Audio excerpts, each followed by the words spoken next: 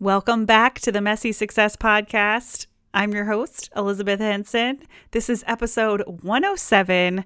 We are going to talk about quiz funnels because we have a new quiz and it is live at elizabethhenson.co/quiz, where you can find out exactly what is stopping you from having a super engaged community. So make sure that you take that quiz. But first and foremost, dig into this episode. I'm going to be bringing on quiz funnel strategist Kylie Lang, who put this quiz together for us. And she has just been an absolute dream to work with. You guys are going to love her. But before I get started, I wanted to tell you guys just a little bit about the journey and what this was like and how it came to be. And Kylie reached out to me. I should go back and look. I can't remember exactly how she found me or who connected us, but she was so kind and she just loved what I was doing and really felt a connection to my content, my audience, all the things. And so we had, just kind of a coffee chat. And of course, I loved her. She's just wonderful. There's something about Kylie that makes you feel comfortable. You trust her. And we decided that we were going to help each other. And she was going to help me with this quiz. And she needed a little bit of strategy and advice on starting a Facebook group. And it was just like this little business peer-to-peer match made in heaven. And I'd been wanting to do it, or actually, let me rewind. I actually didn't have a huge desire to do a quiz because I just knew it was going to be a ton of work. But everyone kept telling me, Liz, you need a quiz. You need a quiz. You need a quiz. You have the perfect content for a quiz. My team, everyone else like, okay, fine, but who's going to do it for me? Introduce Kylie. And it was such a white glove experience having her, really pull out of me what we needed to create the quiz. What problem did we want to solve? What do we want to learn about my audience? How can we best serve my audience?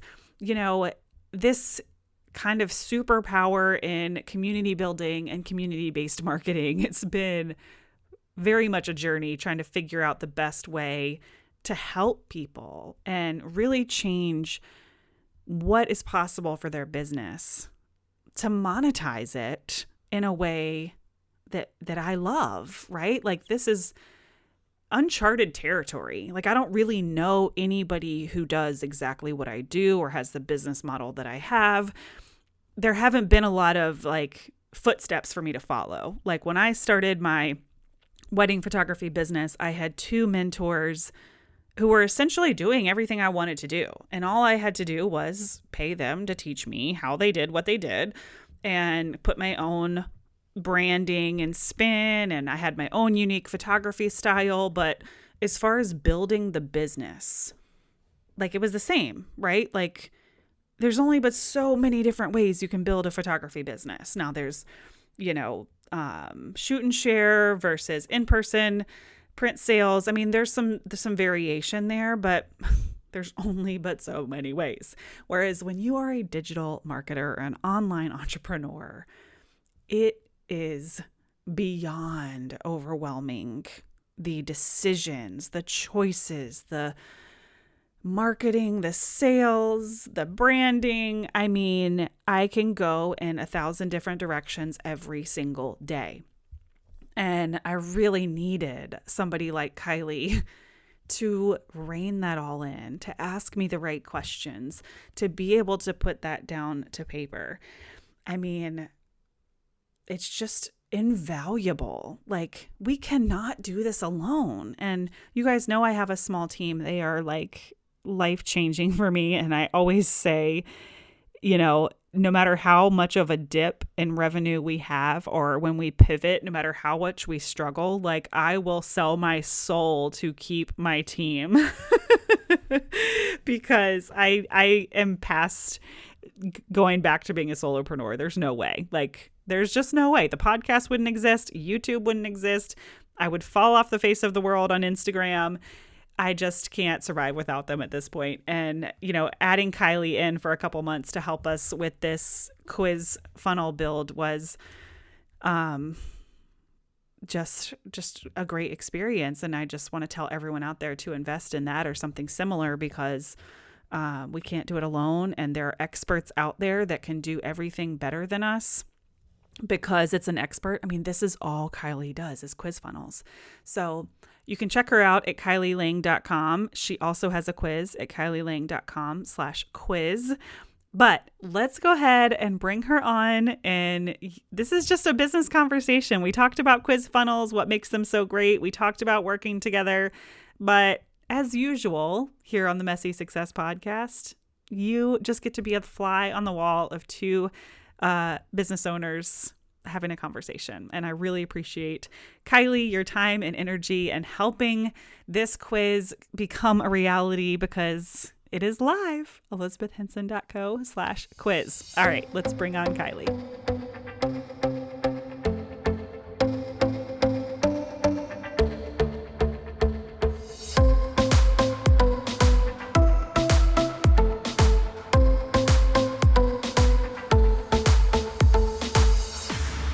All right. Hi, Kylie. I am so excited to have you here and just share you with the world, because you've been like this little hidden secret in my pocket over the last, I guess it's been like 6 months, and we are Something like finally that.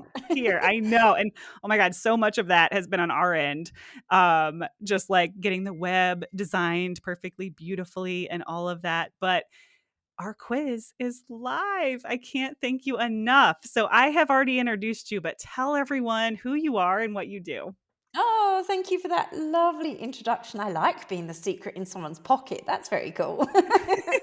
I'll own that one quite happily. So I'm Kylie, and my nickname is the Quiz Queen. And some of that is down to the fact that I do quizzes and quizzes only as a lead magnet, but also because I'm also the dancing queen and I love ABBA. So Quiz Queen, it all kind of works in together very well. So my whole jam is around building really high converting quiz funnels. And lead magnets as such now are certainly one of those things that I think our audience has got very smart over and very educated over what lead magnets are. They're not drawn in by a guide or an ebook or a cheat sheet or a checklist as much anymore, certainly not by the ebooks and the guides. And if you tell somebody you're going to give them a report, they're gone, they're out of there. So they're looking for something that's going to be a little bit more interactive, something that's going to hopefully give them some knowledge about themselves, something that's going to help them to reveal something meaningful. Because as humans, we're kind of wired for self-knowledge. We want to find things out about ourselves. It's why we do things like those quizzes you see on Facebook that tell you what Friends character you are or which Harry Potter house you're going to be in, because we want to reveal something meaningful. So when you use a quiz like that, but with a little bit more depth to it, with more meaning, with some value, and some action steps and what have you, and you use that as a way to draw people into your world, it is really powerful, as you're about to find out because your quiz is going live. Oh my gosh. I know. I love all of that. And like, it made me think about personality tests too. When you talk about people want to reveal something about themselves, like we can't run to those personality tests fast enough. I And that's know. kind of what this is like.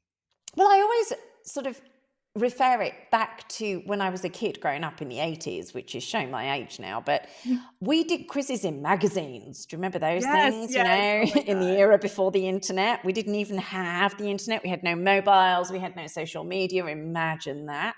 Oh my But gosh. we did have magazines, and they were good magazines. And I remember doing things like the quizzes in Cosmo, how to keep your Yes. man. Do you have what it takes? Take the quiz to find out, all that type of Cosmo, thing. and then Teen. Was Teen Yeah, magazine a thing? yeah, Okay. exactly. But this Wow. is just like an extended version of that. It's the grown-up version of that. It's today's version of that. And we're now not just using it to engage teenage girls, but we're doing it as a way of engaging people within our business. So it's just Yeah. developed and developed and developed. And now there's some amazingly clever tools out there that allow you to do some really magical things behind the scenes with your quiz, to, instead of giving people this blur generic lead magnet, you're giving them something that's highly personalized, something that's actually speaking to their particular pain point or Mm. challenge or whatever it might be. So that's a really big difference between a quiz as a lead magnet and any other lead magnet, because any other lead magnet is more generic. It's a Mhm. one-way street. You can't find out information about your lead other than their name and email address. But with a quiz, you've got all that stuff going on as well. So, yeah, so much Yeah. value. Yeah, and people are a little bit more invested, I think, when they have to go through and they're clicking the mouse and they're hitting next and they're reading these little questions that, provide a little bit of thinking, and then they get more excited for that result, where sometimes that PDF is kind of like lackluster, like, "Oh, I'm so excited to solve this problem." And then you get the PDF and it's like, "All right, that was like quick and done, and I what could have next?" found that on Google. Yeah, yeah, Yes. yeah, exactly. And you said ebook. I was like, gosh, I don't even think I've heard the term ebook since like 2015 or something. It's just not what people want anymore. And people, I think we're always, we want something quick. We want something instant. We want gratification really quickly. Our attention span's gone 3 seconds after we've seen something. So with a quiz, the whole idea is it's there. You don't have to wait for it to come to you in an email and then download it and then read it. And it's there. It's instant. You give your name and email address, bang, you've got the result. So it's all there in front of you. And with Yeah. your questions, again, as you would know, having gone on this journey with me, with your questions, you're using them to almost take people on a journey. So it's like having a Mm. story arc. So those questions, they are like a story. So if you were reading a book, you don't get thrown into the meat of the plot. You get Mhm. introduced to the characters, they set the scene of what's going to happen. And that's what your first couple of questions are doing. They're setting the scene. They're putting you onto that arc. And then it just gets deeper and deeper into the meat of whatever the issue is, to a point where you're like, God, this is going to give me something really exciting and important. And then you come down the other side of the arc and you've reached that anticlimax of, oh my God, I hope there's a sequel to this book. And that Yeah. is the point at which you want them to be when they're faced with having to give you their name and email address to see those results. So there is a strategy behind it. There is definitely an art to putting this whole thing together so that there's continuity throughout. And it doesn't feel like it's fluff filled, which is my favorite saying. Mm. It feels like they're going to reveal something. There's something meaningful there. It's taking them on a journey, and it's worth investing that 90 seconds or so to answer the questions and think about the questions so that they get a true result. And I Yeah. think that's where a lot of the power comes into it, is being able to put all of those pieces of the quiz puzzle together to create something that is that powerful. Yeah. I mean, and I have a friend who runs a multi six-figure business, and her one and only lead magnet is a quiz. What type And of business does she have? so she's a speaking coach, but Oh, what her yeah. quiz does is it helps people identify which of the, I think she has 3 tiers or 4 tiers, like which of the tiers they're in.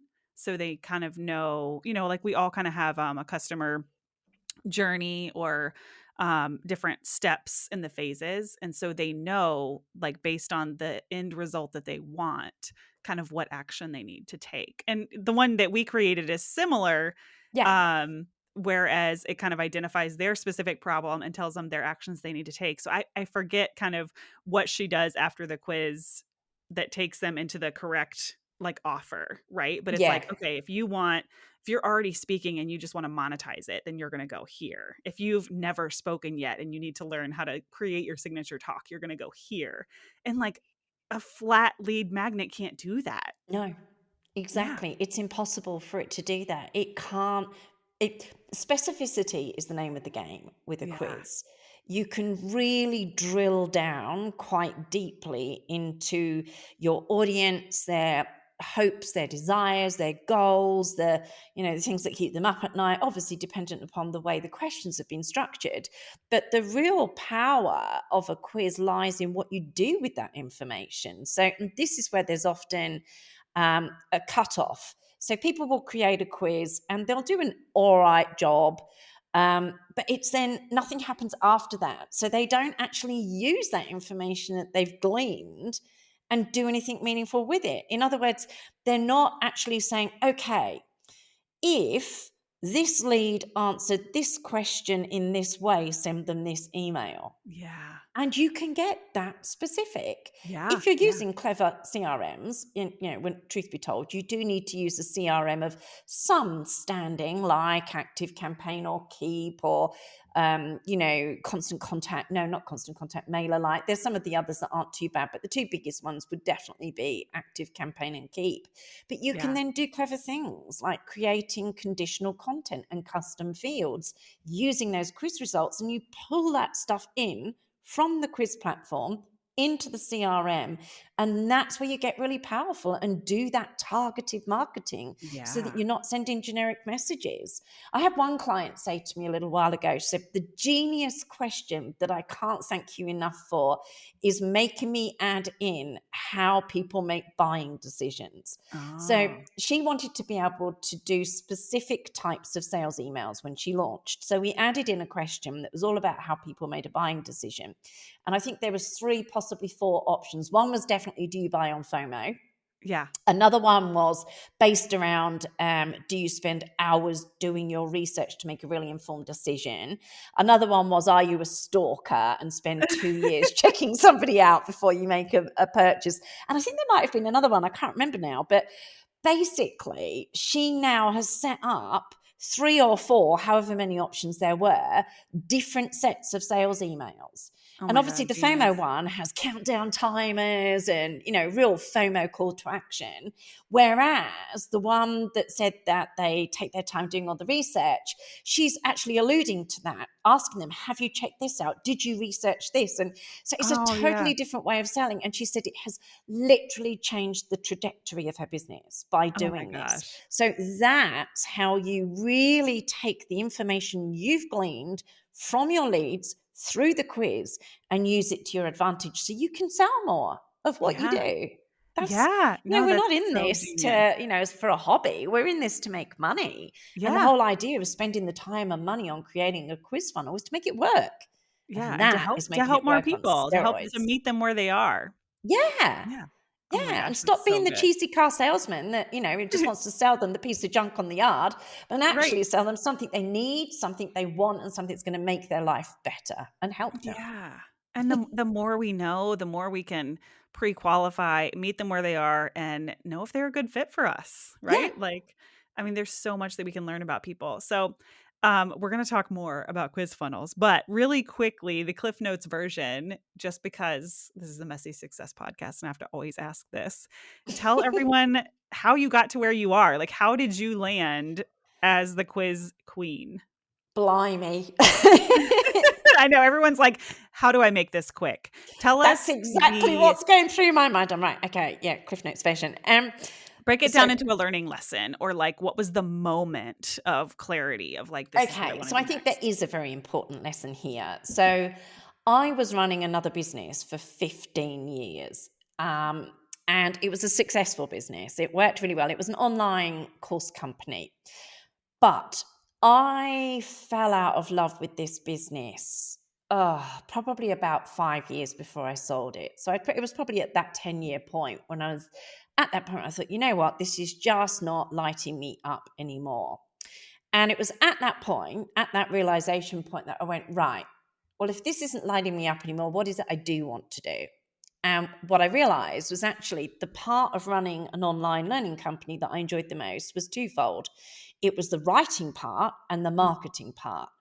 And then when I looked at what I'd had the most fun with, it was the quiz that we'd created Mm. for that company like 5 odd years ago.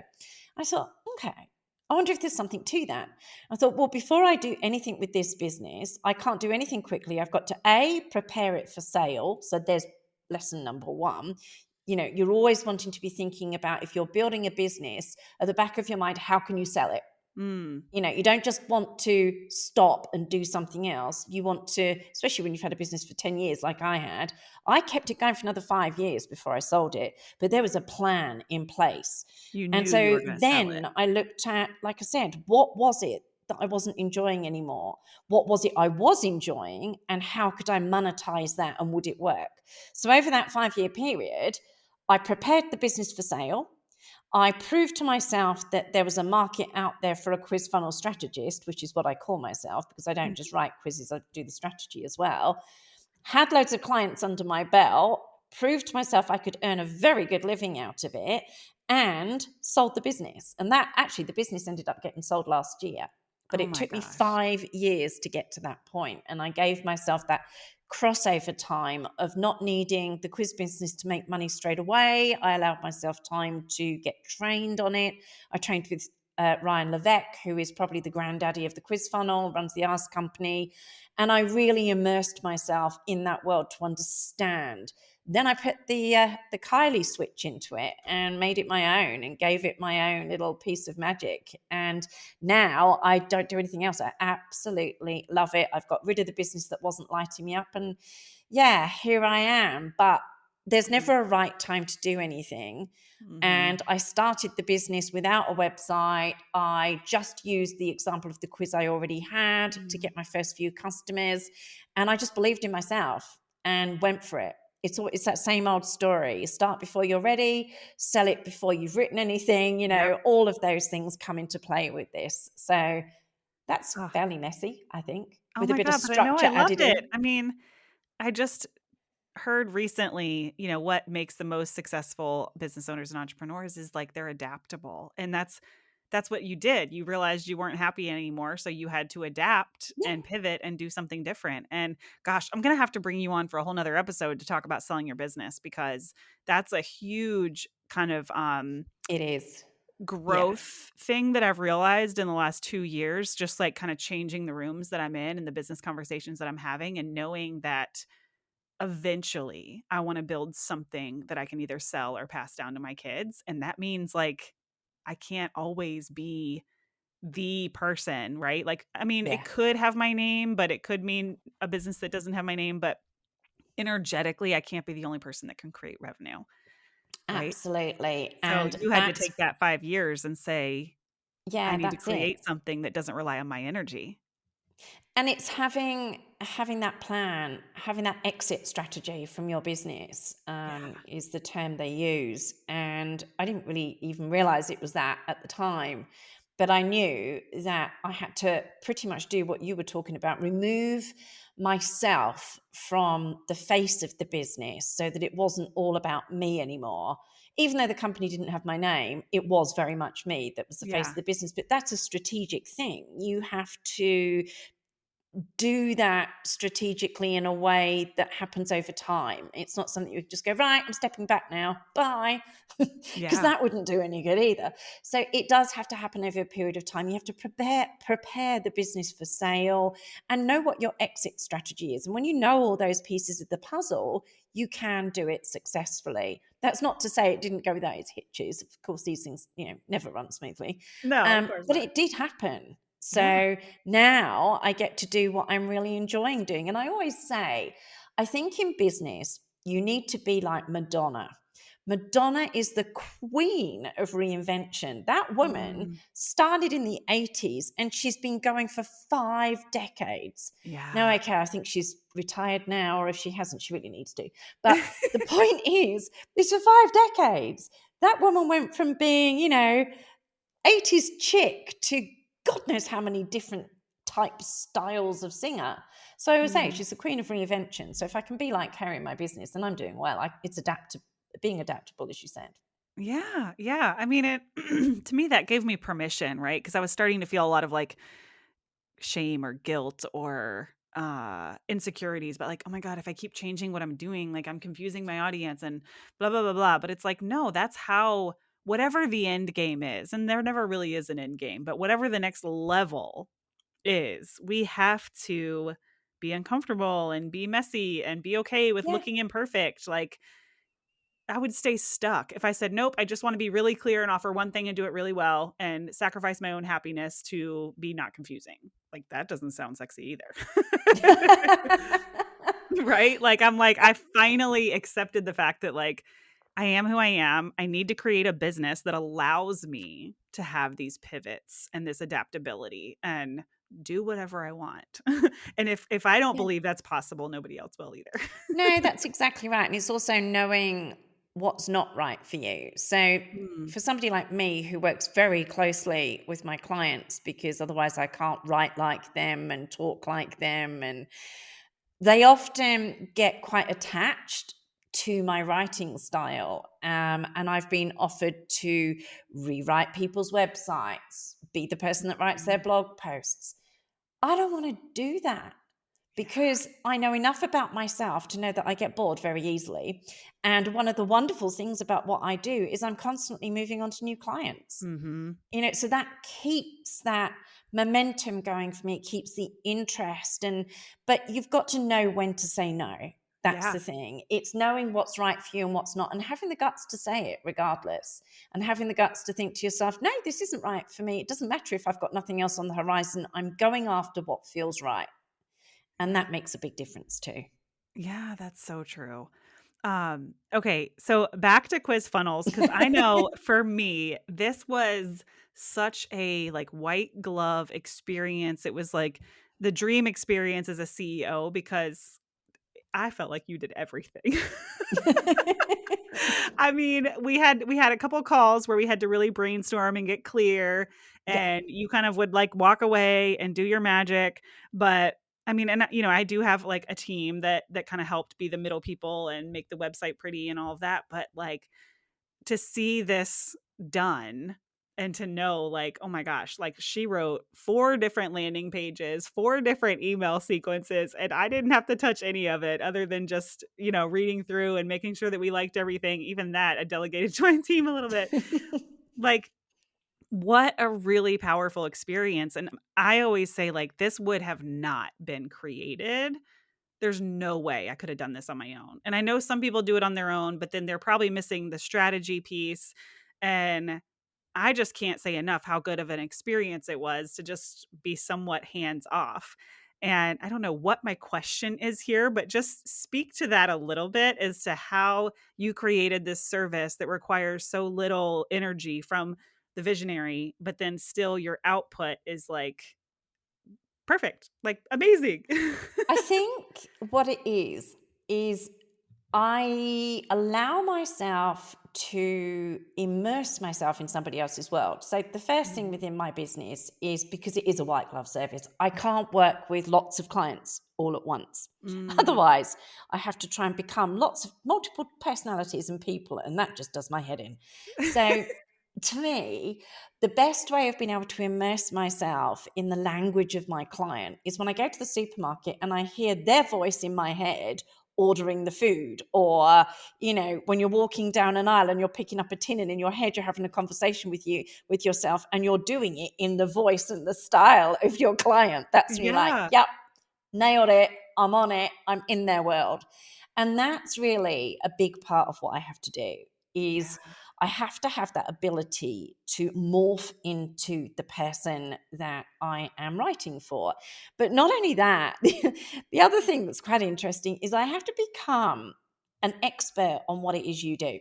Mhm. So even though I might know absolutely diddly squat about what it is that you do, I have to become an expert on it in a matter of days, because I create, as you know, formulas. I come up with action steps. I tell you what it is you need to do to move past X, Y, and Z.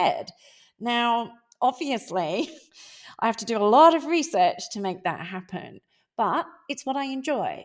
So Yeah. that, combined with my ability to tell stories, which is basically what I am, is a storyteller, that's how we make this whole thing come together. So there's a lot of research, there's a lot of immersing yourself. So, for example, I might listen to a lot of, you've got a podcast, Mhm. I've listened to you talk. I know how you talk. I could hear your voice in my head when I was writing the quiz results because I listened to so many of your podcast episodes. It might be that I immerse myself by listening to somebody's YouTube channel. With another client that I'm working with at the moment, she sends me really long looms.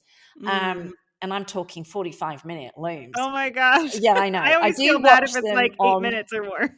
speed and a half, by the way, but Yeah, yeah, yeah. but it's great because that allows me to really get into the psyche of the person that I'm working with, so that it allows them to be very hands off, and all they're having to do is give me their feedback. And Mm. that's how I want it to be for the clients. I mean, yes, I do need some feedback. I can't really do it without getting any feedback.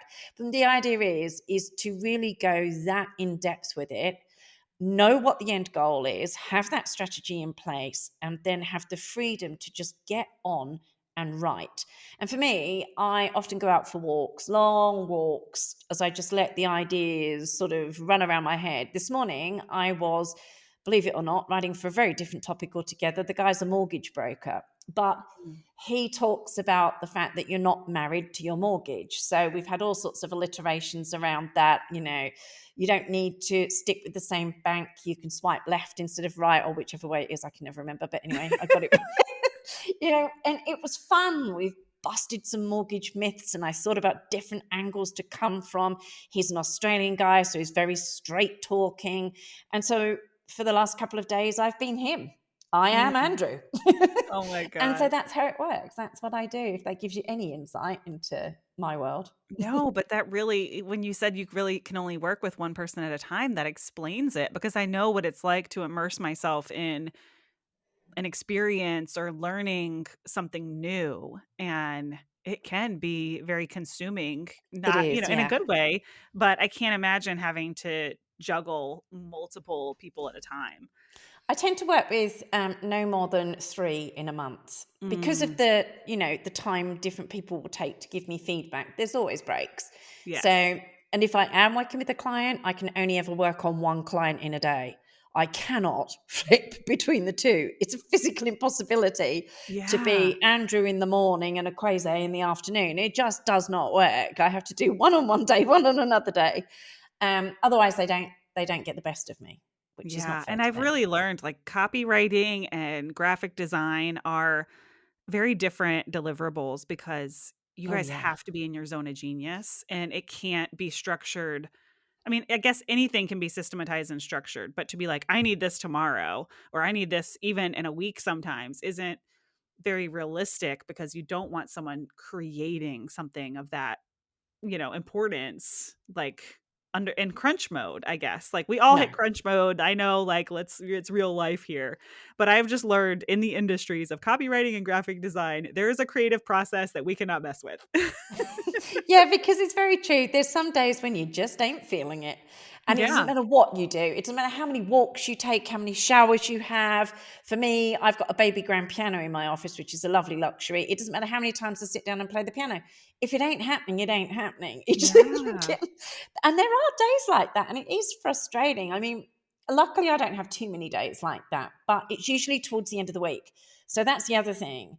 And this really applies to anybody in business, but know the days when you can perform and the days when you can't. So Yes. I leave my most boring and mundane tasks to a Friday. Yep. So if I've got to, for example, I also build a lot of my quizzes because I have one of those weirdly wired brains that's kind of creative and technical as well. Weird, I know. But when I'm in that technical zone, I can blast music in my ears really, really loudly and just zone out because I'm building. That's all I'm doing. There's no creative process involved. I'm building. I'm Mm, building an mhm. automation. This comes to this comes to this, etc. And I like doing that on a Friday. But ask me to write something really creative on a Friday, and it's usually no.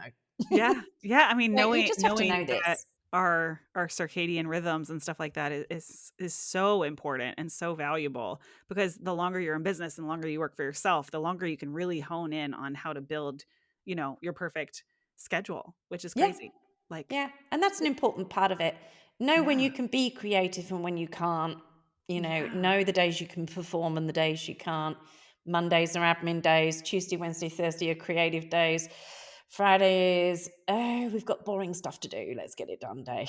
Yeah, but I was so impressed because you had never been in Flow Desk at all, and you were like, "I'm gonna try this. I don't know if it'll work." Like, literally an I'll hour try later, it. you're like, "I'm done," and I was like, "What? I know Flow Desk with my eyes shut, and I couldn't have done it that fast."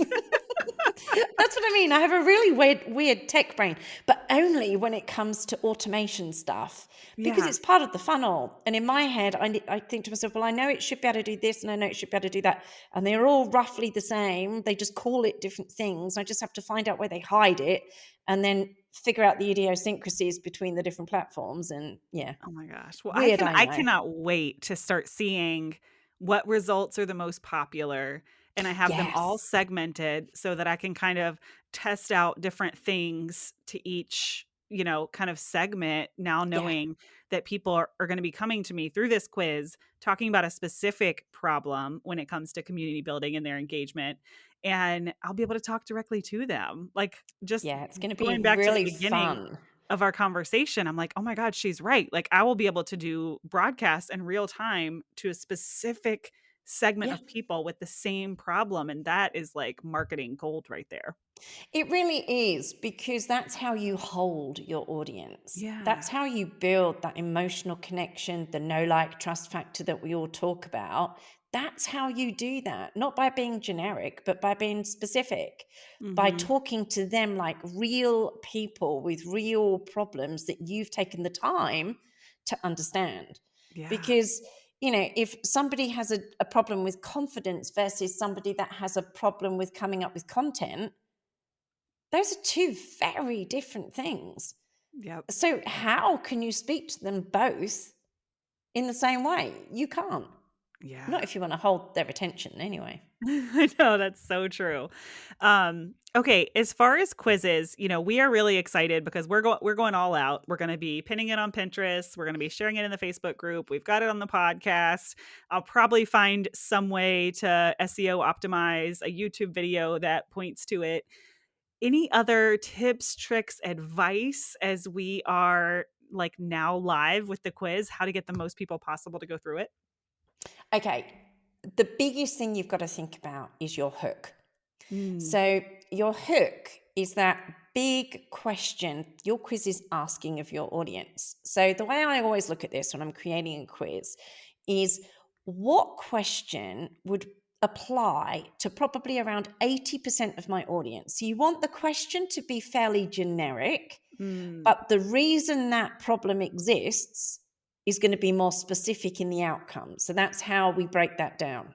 So, community building, for example, is a fairly generic topic, but the mhm. thing holding them back from moving forward with building their community is different for different people. And that's where the quiz outcomes come into place and the results. But that title, that hook, it has to be curiosity filled. It's got to be clickable.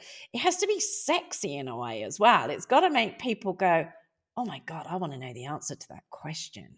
So Yeah. you've got to capture their attention. If you do that wrong, you're not going to get anybody taking it in the first place. Then pay attention to those questions. Don't fill them with fluff. One question that asks people what their ideal office space would look like is fine, but they need to have substance to them. They need to take somebody on a journey. So really think about those questions. And any more than 12 is too many. Mm, Sweet spot, 8 to 10. mm, 12 is the maximum. People don't have the time. You're going to lose them. So really think hard about the questions that you ask. Don't ask too many similar questions. Make sure you've got the build in there. And then when it comes to the results, that's where you really want to spend your time for several reasons. A, because you've built people's expectations up now. They're mhm. expecting something hot. They want something meaningful. They want something that's going to give them value.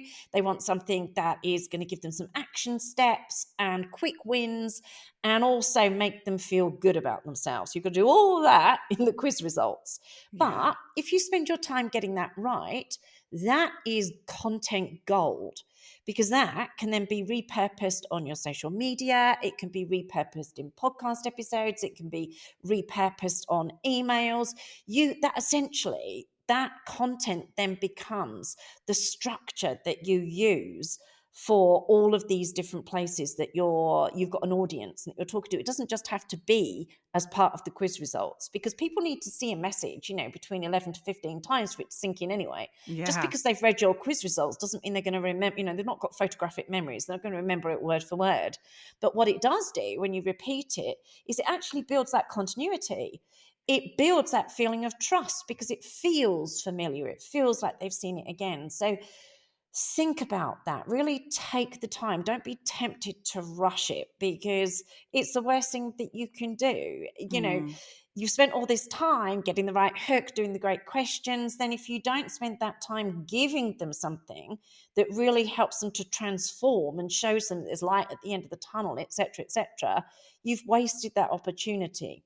But remember, at this point, what you're doing is you're being helpful. You're giving them the what, not the how. The how is what people pay you for. Mm, The mhm. what places the seed, shows them that there's something they can do, but you don't tell them how to do it. You tell them what they need to do, but not how to actually do it. And then don't flake out on the next step. The next step being to put that email nurture sequence together. Do clever things with your automation. Take the time to learn how to really make the most of that information that you've gathered from the quiz.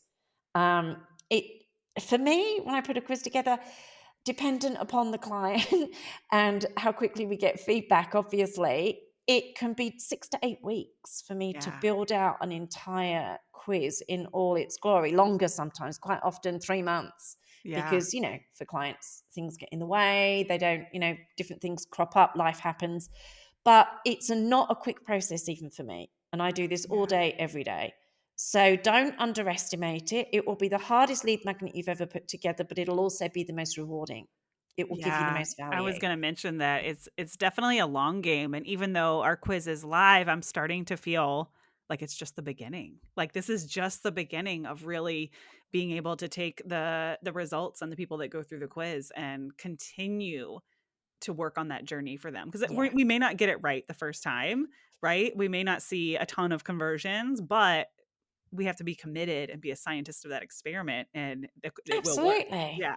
It's like anything else you do in marketing. You tweak it and you tweak it some more and Yeah. you tweak it some more. And Yeah. to that point, never tweak more than one thing at once. Otherwise, you don't know what No, it you won't was. know. Yes, you won't know. Oh That my was the gosh. thing that needed tweaking. Oh So my yeah, gosh. be careful with that as well. But yeah, don't expect it to work straight out the gate. You also have to give it time as well. Yeah. And don't think that just because you've posted it on social media once, that that's all you need to do. You need to talk about it all the All the time. It time. I'm is your excited big too, lead because we've magnet. only had one. We've had a really good lead magnet, but we've only had one for like the last almost 2 years. Yeah. So I'm really excited to now have one that we can alternate, talking about. Yeah. Um, so Absolutely. I'm so excited. I'm so grateful for you, and this has been such a cool project, and I know you love doing your one-on-one work, so tell people how they can work with you. Are there different ways? Is it just the There one-on-one white are. glove experience, or do you have any No. DIY options? Tell us all the things.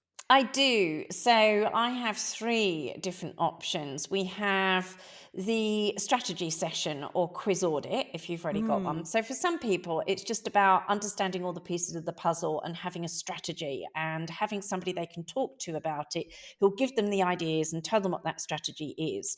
So we have our strategy session for those who don't have a quiz and our quiz audit session for those that do, mm. if the pieces of the puzzle aren't working. And I actually did one of those this morning.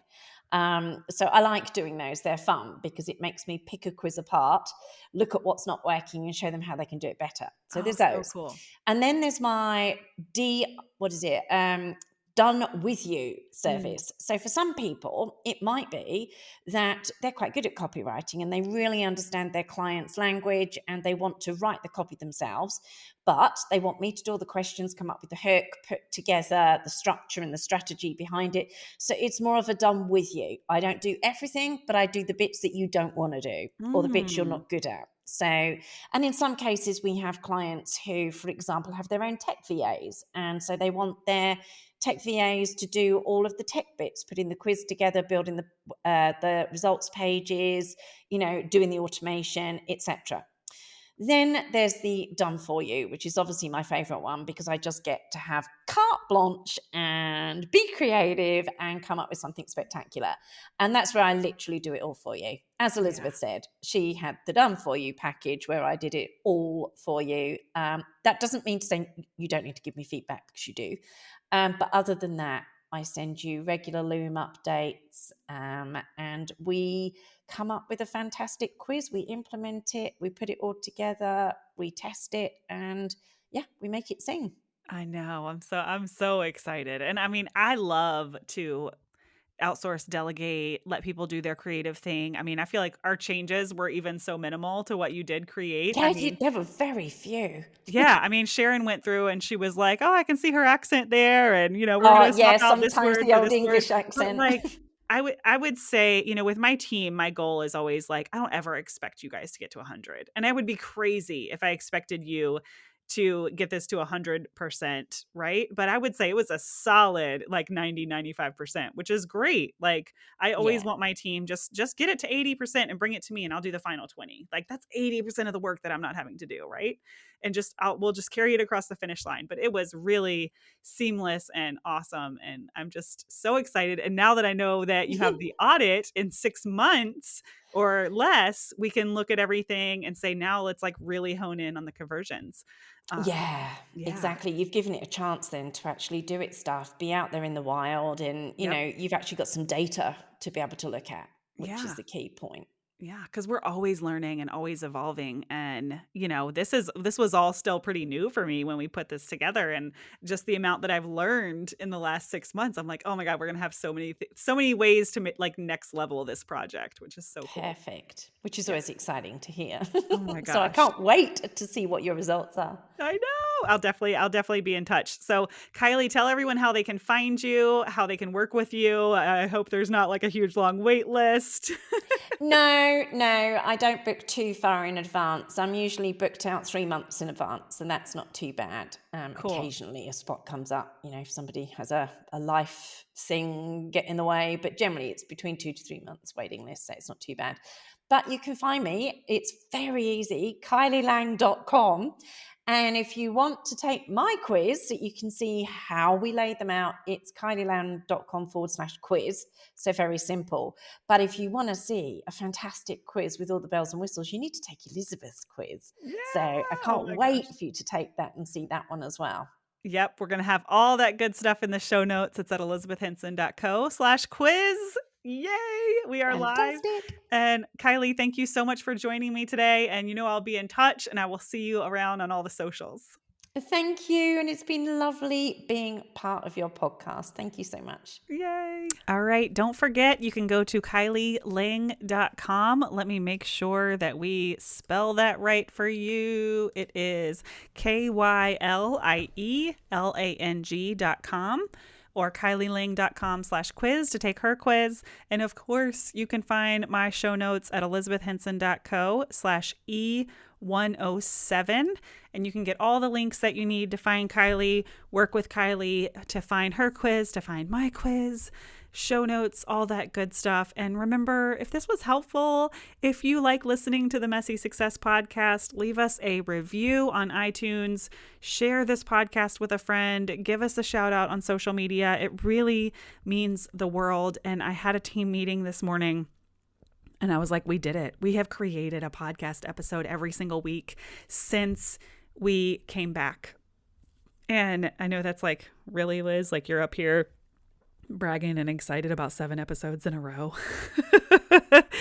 It's hard. It is hard as a business owner, and a podcast is a lot of work, but it is my favorite way to show up and to add value for you guys.